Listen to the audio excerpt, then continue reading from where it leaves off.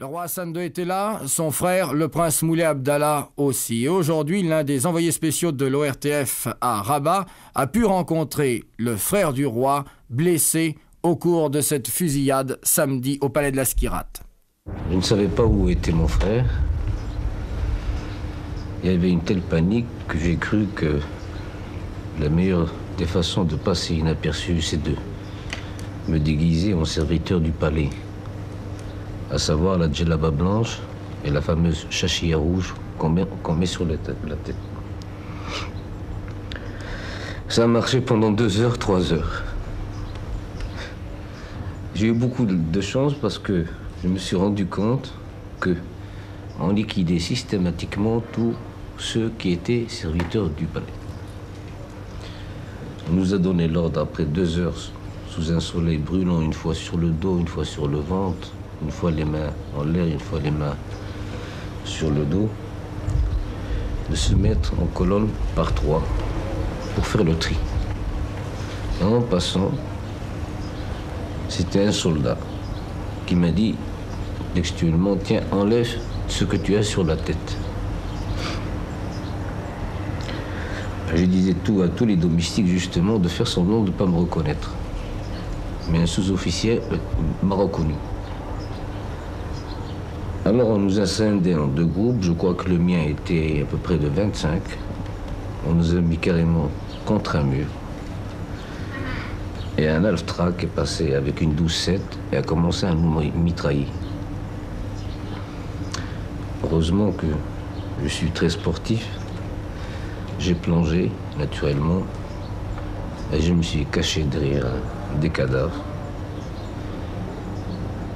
Et j'ai fait le mort pendant 2 heures et demie,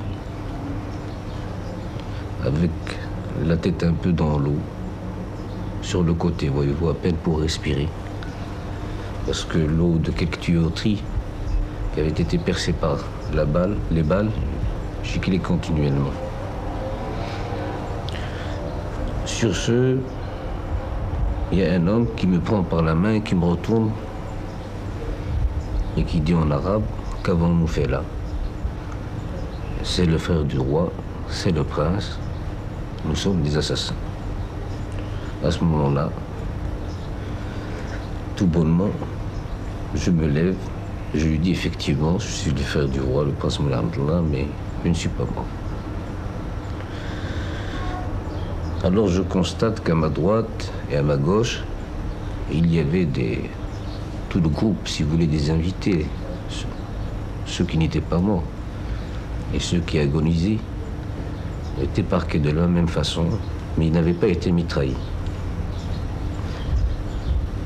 Et par chance, je ne savais pas que ces mêmes soldats étaient restés là pour nous exécuter 1 heure après.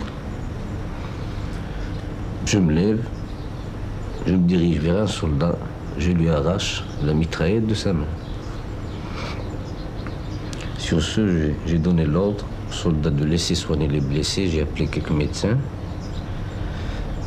Il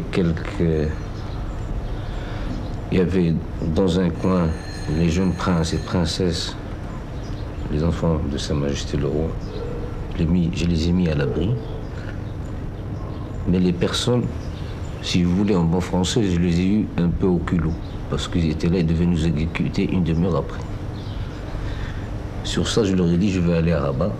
Ils me dit, vous n'êtes pas dans la possibilité de conduire.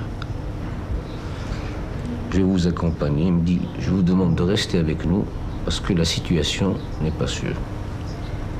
Sur ce, je lui demande d'où vous venez. Il me répond tous, nous venons d'Oujda. Je lui dis, Oujda, c'est loin. Ils me disent que, véritablement, qu'ils n'avaient ni bu ni mangé pendant à peu près 24 heures. Il y avait les quelques soldats qui tenaient tout le monde en joue, les quelques exécuteurs qui se rassemblent à moi. J'avance et je vois arrivant Sa Majesté avec quelques soldats. On s'est embrassés et on a déclenché Vive le roi et c'est comme ça que c'est parti.